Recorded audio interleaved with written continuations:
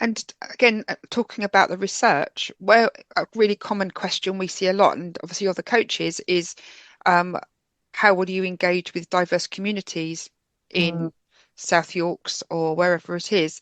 So where would that research, what would you suggest that people start looking for that sort of information? Who are the diverse communities? Do So you shall I want- go? Sorry. you So go, Rich. If you want to roll, that's fine. Go on, we'll do it together, but you start. yeah, so there's lots of demographics data, and if you put some research in and look through different elements, again, it's making sure that demographics data that you've got is accurate, how long ago it was, other aspects linked into that.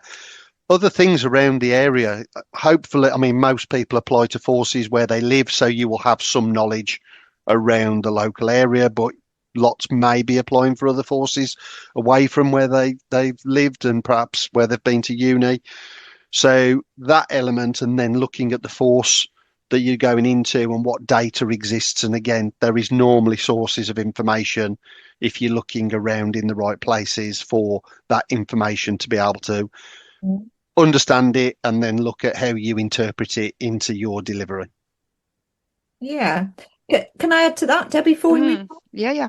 And it depends on your force particularly as well, because the aim really is for the police force to reflect the community that they serve.